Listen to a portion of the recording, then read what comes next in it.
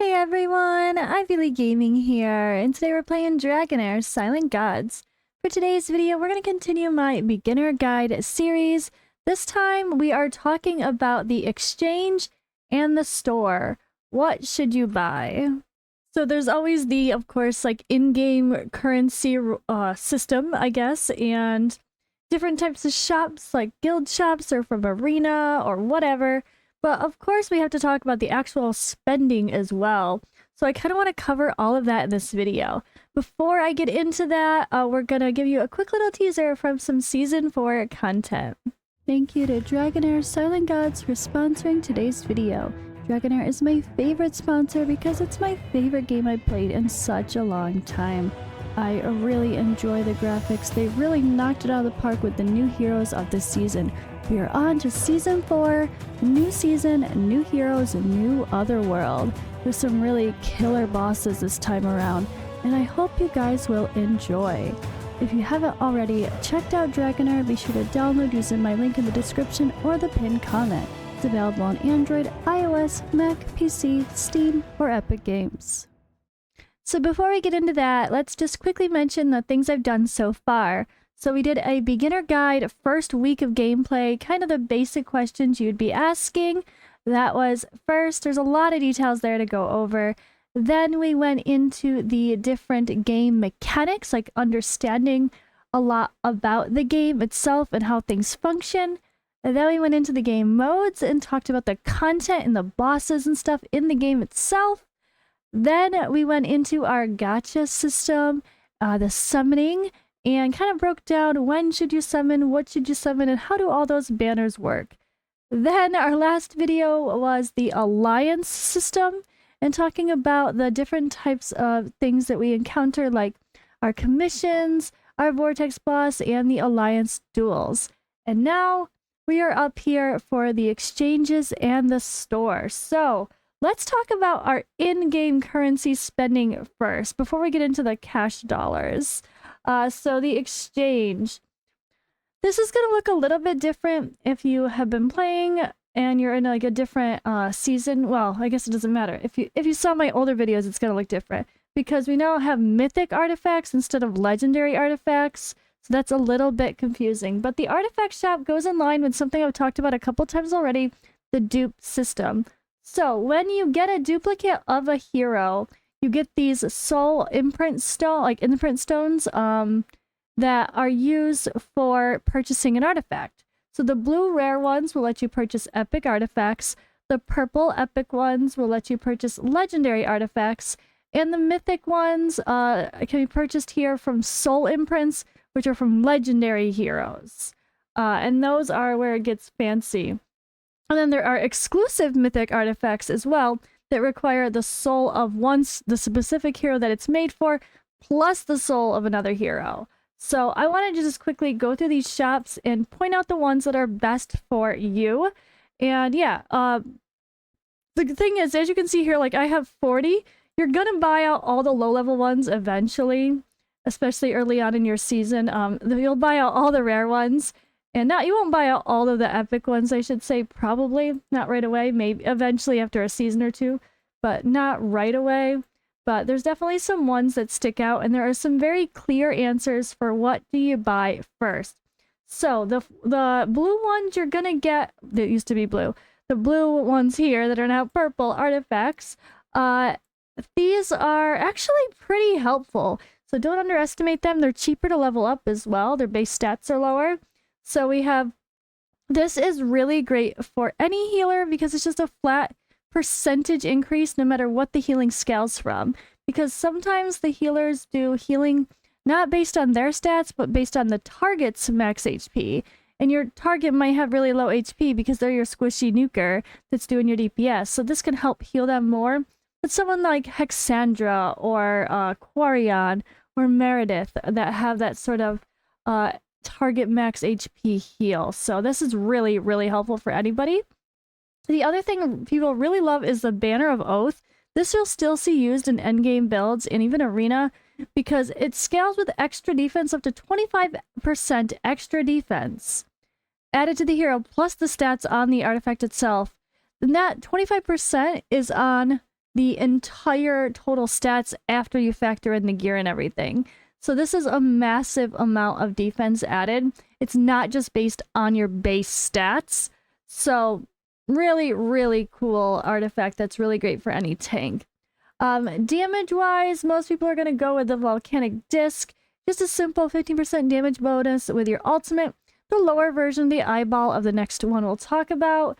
That's pretty solid. It's great for a tank, or like, I shouldn't say a tank, someone who's gonna tank your runs in Goblin to be the one to be like the melee, but still a DPS, like Usha, or if you even use someone like, oh gosh, even a Furboth that you're putting in there to be the tank to gather the units, but you want him to do a little damage as well. This isn't gonna hurt.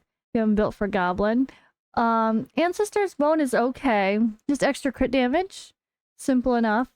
And really though, I don't think much of these are that great. The Troll's Heart's okay for just extra HP if you're dealing with someone who needs a lot of HP. Or resistance and defense, all around survivability. But I don't love most of these sets. The Horn here helps give attack speed. That's good for like your Dauntless heroes.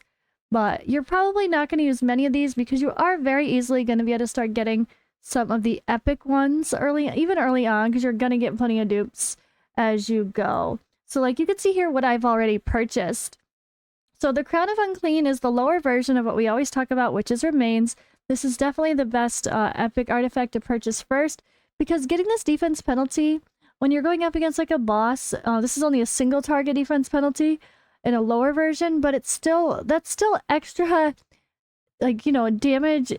I guess it adds more damage for your entire team because you're reducing the defense of your enemy. So it's like it enables the whole team to do better, not just like one person. And you do need accuracy to land the defense penalty, so you do want to put this on someone who you're going to build accuracy on. Even if it's on, you could put this on Tomelnon, like a lot of people do for Vortex. Even though they don't need accuracy in the rest of their kit, you just build them with enough accuracy to still land this defense penalty, and they're a really great candidate for it. I also really love the Eyeball for damage. This is a very popular artifact for sure, even in higher level builds. 20% bonus damage to your ultimate. Simple enough and a bunch of attack. Really good. Scarab Amulet adds a lot of survivability. They get a shield when their HP is below a certain amount. Can only be triggered once every 45 seconds. So this is good to help prevent like a quick early death from a bigger smash. Really nice there. I really love I think the first ones I usually get are the Crown and the Incense Burner, because this reduces your ultimate energy. After releasing your ultimate, you come back to it quicker. So, and then the accuracy here is helpful on most people, because you might want this on someone who's going to be landing attack penalty at just the right time for an 18-second boss rotation. Some of the normal dungeons have boss rotations of 18 seconds, while most of your hero skills are 20 seconds. So this one here alone is just, it's so worth it because it helps you to be able to do the 18 seconds. It just, keep in mind when it comes to like the artifacts where it's in the skill description, it doesn't translate into your like skill haste calculations. So when you do your timings, you might set up, okay, I want Ogak to use his skill at 17 seconds right before the boss's ultimate. But it looks like you can only do like 19.5 or 20. But really you just go down, even though it doesn't look like it can, because it will work, because it's not able to factor this in. So that is how that kind of works. And the candle is very similar. If you have someone with a really good battle skill that you want to come back to their battle skill more often, you can definitely use the candle. I really like this on some of the support units that have good battle skills like healing, like Megan or someone, but also a lot of those people could use the life spindle, which is when they use their battle skill to heal someone other than themselves, they have a 50% chance to heal an additional ally based on this ally's max HP. So that's just an extra heal that can happen as well. And the tiara is really good if you get Adolphus or another shield hero and you don't get the legendary artifacts. Enlightenment plus shield, there's some really good heroes that can definitely benefit from this. Like Philosha as a legendary, but most people would put this on at least an Adolphus early on. And also the horseshoe is just really great to get extra crit damage into your build, which is pretty hard to do early. And the music box is really great just to get crit rate into your build early. Even if you're not using it on a hero that's going to be in a team with shields, you'll be surprised at just how helpful it is just to get that extra crit rate bonus, and it can be worth it there. Now, there's some other niche ones like the Vile Ink if you're working with anyone who deals with derivative damage, like Flora, Shelter, Evelios. Those are people that can really benefit highly from the Vile Ink, for example, that are their kits based around that. Or the Mirror is pretty solid for healing. When the wearer heals an ally with HP below 40%, the amount of healing is increased by 30%. So just an extra big heal. All right, and just overall, you're not going to worry too much about most of these top ones. I'll point out they're not the greatest, but the statue is really good if you use the Traveler as ice a lot. They actually do pretty good damage with their battle skill, and this adds 20% extra bonus plus a bunch of attack, which their shields scale on attack. So I always highly recommend this if you find yourself using the Ice Traveler to help with survivability. It's just a really good artifact for them in particular. Also should mention the Goblet. I forgot about this one. This Wine Dragon Blood. This is really good on a lot of the heroes like Dauntless heroes like Theraval. An extra attack speed plus the 20% extra crit rate here. Really, really, really good. So I love this. I've used it quite a lot, and I see endgame people still using it on a lot of heroes. Mythic artifacts, there's a lot to break down, but I'm going to try to get this one a little bit quicker. The TLDR is Witch's Remains is the #1. Even if you get the Crown of Unclean, this is the better version. Still get this. You could use both for that better. Always keep defense penalty up against the bosses, so you can rotate them out against each other. It's pretty cool. Yeah. It's a really good artifact. It's a game changer. It puts it on as an AoE. This is something, because it's a little bit lower percent chance to land, but it's the big version, and it's on all enemies that you could hit. This is where you want to put it on someone like a Voresh that hits multiple times and can have more chances to proc it. And obviously AoE is preferred if you're doing like Goblin or something or whatever, and it's not Vortex. But yeah, really, really solid. And then the next best would be a debate between the Gatekeeper staff. If you have Garius, this is absolutely worth it, and it's still worth it even without Garius. But if I didn't have Garius, I would have got the Hourglass first or second. This would be my second choice usually. 100 extra skill haste plus some accuracy and HP. This is amazing for being able to tune your teams easier, just like I showed the Incense Burner, the lower level version. This is the even better version, and then a skill haste affects your battle skill and your ultimate at the same time, of course. So this is just huge to help make your rotations faster on certain heroes. The Horn is amazing for someone that heals multiple times, like a Furboth or Ogok, a Cilia. There's a lot of people that can really use the Horn well. And this is just an ally, increases the ally's damage when they heal someone. So the more often you can heal, the better, and it could stack 3 times. So if you just heal once and that's it, it's only going to do once. But if it's someone that does like boom, boom, boom type heals, then you could stack it up even more. So really cool artifact for supporting your units. The ones at the top here, as you can see, are specific. Like this is Wild, this is Frost, this is Dauntless, this is Rally, Summon, and Poison. So there's a little bit of, you know, uniqueness there, and it takes one of those types of heroes to be able to use them. I really like the Organ Pipe later on once you start getting certain heroes that have high attack. If you're doing like an unkillable team with Zephy and Ogok in Vortex, you put Zephy in this and put as much attack as possible, and this helps boost the whole team based on their attack. Really good artifact. The Fan is like the best for someone like Flora, if you can't get her exclusive as well. And then Evelios, people that scale with derivative damage and enlightenment, but who are ranged units and can be far away from the target. So really, really good for specific heroes. And yeah, that's kind of the main ones I would mention. There's a few other interesting ones, but those are the ones that are the strongest that I'd say are must-gets. The exclusives, if the TLDR of this is, if you pull a Flora, and then you get another Flora, you definitely just try to get her exclusive. It takes another person to be able to do it, but it's worth it. Like any person that has an exclusive, just know if you get a dupe of them, you want to use it for their exclusive. Don't even worry about the awakenings right away, or the inspirations, I mean. Always want to get the exclusives as fast as possible. But luckily, if you don't have an extra dupe of the person of someone else to throw in for the exclusive, you can temporarily use that soul for an inspiration, then get the inspiration back with a reset. But you can't do it the other way around with artifacts. Okay, now the arena shop. So the cards, the lucky playing cards. You should absolutely go for these within your first season. I didn't, because I knew I wasn't going to play a whole season on this account, so that's why I didn't go for this now. But 50,000 is the total, okay? And it sounds like a lot, but it's really not, because the new system is so much easier to do arena every day and not forget. And you can easily get it just by being lightly active in arena, pushing up a little bit, but just even being in the top like 500-600, even less, honestly. I think you have no trouble getting the 50,000 total gladiator seals before the end of the season. And I would say just don't touch them at all, not once, until the end of the season if you're worried about it. Well, or at most, you could buy the Heliolite die, maybe, every rotation. When it comes, you would just buy this and then wait until it comes back and save otherwise. But it might be a little bit risky that way. I don't know that I would push it that far. I just trust and get your cards your first season, and then later on. This is guaranteed crits with your first up to first 2 ultimate attacks are guaranteed to crit. So you just build your nuker in arena with all crit damage and no crit rate, and you know they're gonna crit. It's pretty fun. Pretty fun. It can also work in some speed runs for things like Goblin. All right.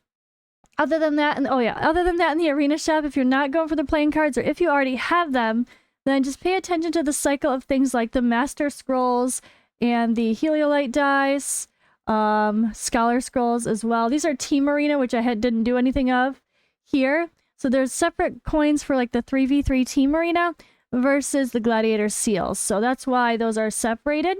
But try to pay attention to your rotation and make sure you're always grabbing the special things like the Heliolite die and the scrolls. And then definitely buy your Starlight die when you can. But personally, I prioritize Essence of Creation until the very end of the season to maximize my artifacts, because I never have enough. I swear, even when I come through with the seasonal exchange, you feel like you have a ton. I just don't. Like, you run out of it so quickly, and if you're using lots of mythic artifacts instead of legendary or epic, then you're going to be spending even more because they're really expensive to upgrade. So buying the Essence of Creation, I find more a priority over the Starlight die, and then the Starlight die I would buy after the fact.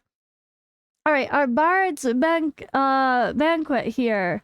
So this is the scrolls that we get from doing the once more unto the tales of whatever. So this shop here, it's simple as that. Yeah, it's the currency that you get from those battles every week is what you use here. So personally, I just wait until I can always buy the Master Scroll. Well, once I get to the point where it might take a couple weeks to where you can buy the scroll and then you still have more every week, then I start buying all the Scholar Scrolls, Apprentice Scrolls, and dice.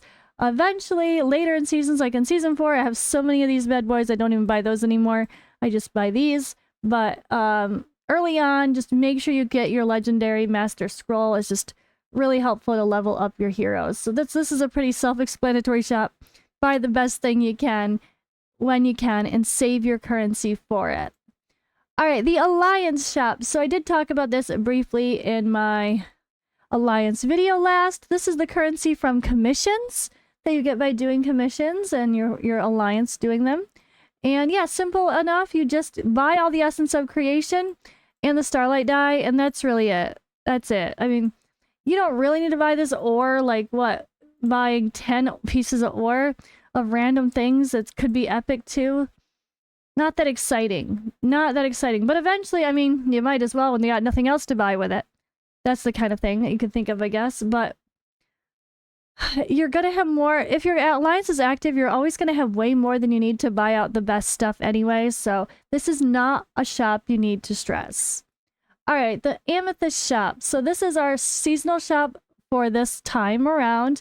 The UTR shop is called Amethyst. They change, like Aladia and Ardreth and now Calavera. They have different names for their seasonal shops. This is your special hero of the season.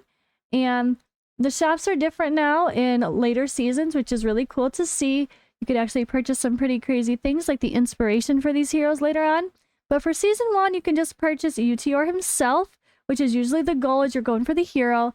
But he's not that crazy, so I wouldn't stress out at least overly summoning to make sure you get enough of the currency for this shop.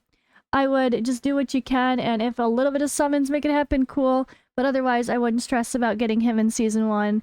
It's just really not worth it, unless you're a collector and just trying to get them all. And then, yeah, anything extra, you could purchase some dice here or there, but the dice are really overpriced.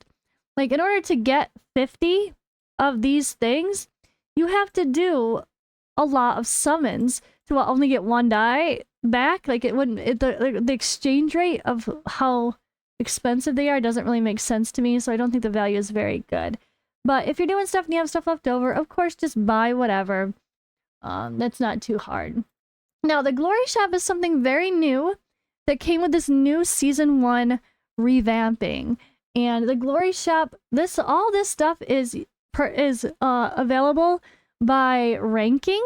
So there's a lot of quirky ways to get it that you might not even realize, because there's some glory rankings that people don't even realize, I've noticed. So there's like low rarity rankings, there's hero ratings, there's dungeon racing, but there's the low rarity version of it. I don't even oh, here, low rarity, vacant. No one even did the low rarity. So like, by low rarity, can you beat stage 12? Look at, okay, Pip is our best example. He even got the frame. Stage 12 of Grave of Venom with a low rarity team. When I click to see his team, there it is. So there's Estella. So speed running, but with no legendaries in it. That's a way to get ranking points for this. You can see right here, look at all that. And if you can rank in multiple things every week because no one else is trying to, it's a ton of resources. A ton. And I think those rankings also come with hard training, am I remembering right? Let's see. Yeah, hard training now also gives you glory points. So trying to place in hard training, just even in the top 50%, is still extra currency for that shop.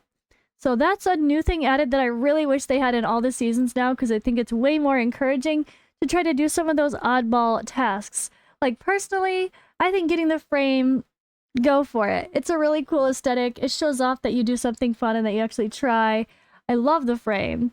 But besides the frame, I would say, obviously, just the dice and the scrolls, main master scrolls, just get them when you can. That's really, really good and really helpful. And then I would probably go with the scholar scrolls next in Starlight before worrying about this from here, just because it's a unique, any place you can get the higher scrolls for skilling up your heroes is probably it's the go-to.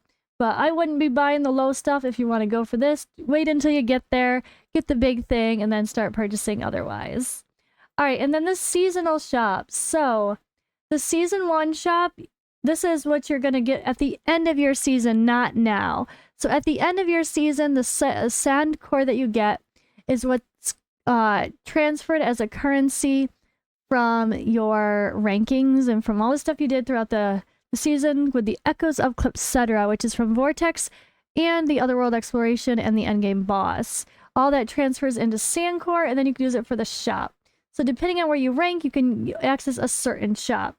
So the higher levels can have chances to buy some fancy avatars, frames, and then the Heliolite die and Master Scrolls. Now, I will say, with hindsight of knowing what comes in the future, you will be able to purchase inspirations for really good heroes later on, and it does get really expensive. So, the unfortunate thing that we didn't have that when I was playing Season 1 and Season 2, it didn't come to Season 3 that we knew what was going to happen with the upcoming shops for Season 4 and 5, that I just spent every sand core I could, even on like gold, because I didn't think it would matter. And I saw how easy it was to buy everything. I think I like literally bought like everything. I don't think I went to gold because I might have ran out a little bit with the Wormar or something. But yeah, you can very easily get enough to buy out everything, all the dice, all the scrolls, and maybe even all the Wormar. Even if you're not ranking super high, honestly. It's actually pretty cool. So you see, look, I'm not even playing this account, and I'm in the top 34%. And you can see here, this is going to be, what is it? Take away 0 there, almost 1,200 currency to buy stuff here. That's a lot I could buy with barely even playing on this server, so that's kind of how that works. And this does transfer, it's fully reserved, so if you just want to buy, you want to buy your dice, you want to buy your fancy frame, you want to buy your master scrolls, and that's it. You want to save other stuff for future seasons, that's also a strategy as well. So yeah, that kind of breaks down the main in-game type currency shop. Now we have to talk about the store, the financial side of things. So when you come in here, the very first thing you see is this departure supply. This is not a bad pack if you consider the fact that it's also 10 Heliolite die, 8 scrolls, and a hero. Although Gaiolare is not exactly the best hero, and summoners overall are not exactly the best heroes in the game, so I'm not sure that this would be worth it for most people. But you could. It's not the best, but you could. This is kind of cool because you get some Heliolite and the artifact, but again, summoners are not the meta, they're just trying to sell you them. But it's not really the best meta here. And the currency here, the Dragon Crystal, is what we get from the treasure, or the, what is it? Dragon Crystal offer. We'll get there in a second. So, value packed. The value packed here, Wormaro, both of these are great values. I would definitely suggest if you're going to spend any money in this game and you want to be the bare minimum, I would at least buy the daily supply. So this daily supply here, it's just really, really good. So let me get myself out of the way so you guys could read that if you want to screenshot it. But you get 15 extra team spots for your team presets, and that makes building everything so much easier. Just really, really great. And the auto raid tickets you get every day allow you to do multi-battles without having to get the multi-battles from an event. Never buy multi-battles with Wormaro. So this, I couldn't imagine, like, trying to play without that is really hard. Although in Season 1, they're pretty generous early on and give you lots of multi-battles from stuff, so that's pretty nice. You also get extra battle bonuses for gold, and that actually adds up pretty good, 20%. And it's only $5 a month. I definitely suggest that. This is really nice because you get Wormaro every single day, and you get an instant perk of 700 of these, which is 2 Heliolite die, 350 Wormaro. So that's a really good value instantly. The Dragon Crystal, if you're a spender, like a mid-tier or a little dolphin in the game, I would say buy out the whole shop once every season because you get double for your money. So if you can afford to do that, that's really good value because you get double. I would not buy it once it's not double though. It's just terrible off value after that. So if you just kind of take up the double ups, wait for season to reset and buy it again, it's probably a pretty good, like, every 3-month purchase.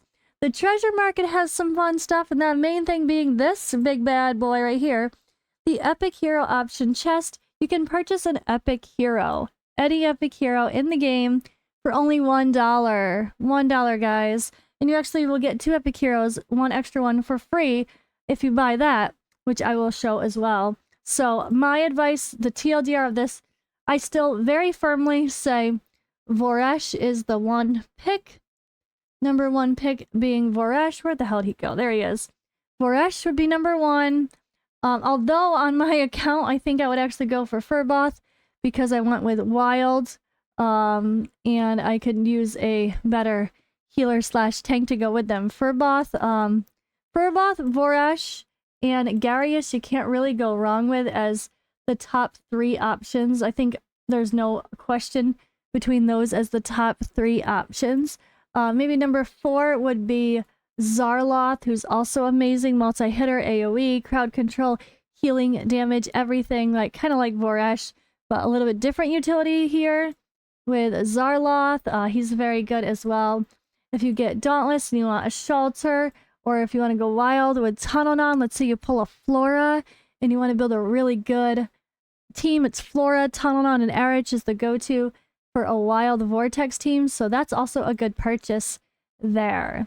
And then also for $1 is this nice little pack here with a few pieces of gear, some bread, and 20 Starlight. This is something you buy on, like, on the day 1.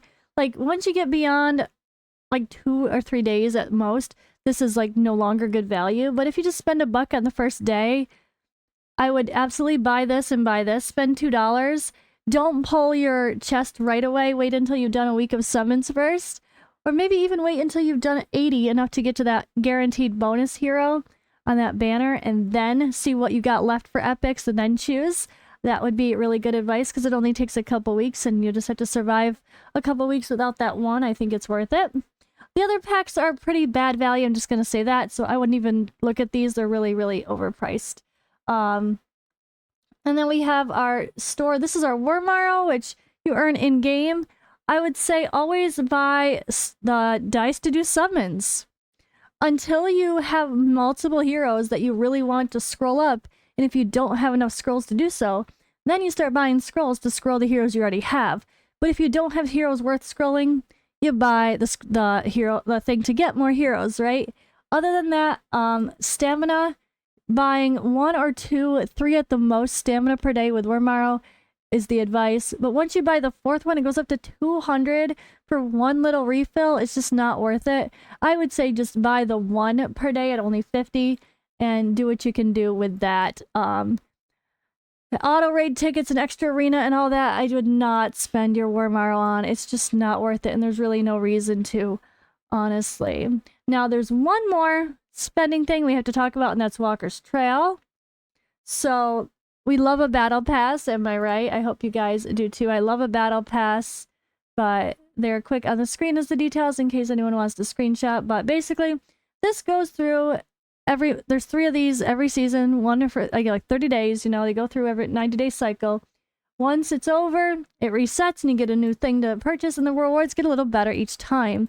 So the extra rewards here are so good. Just tons of resources, 7 Heliolite die here. Lots of rewards. Then there's always a little aesthetic at the end. There's scrolls. Like, it's totally worth it to buy the extra. And then you also get some other stuff, obviously, for free as well. But really, really good to get a battle pass. I love me a battle pass. So for $20 plus I'd say for $25 a month as solid supporting value, I would say that's probably the best suggestion would be $20 for this, $5 for the daily stamina pack, and you'll be pretty happy. And then the one-time purchase of the epic chest at least. But yeah, definitely worth it. This is really good value for $20 for all the extra stuff you get here on the bottom as well.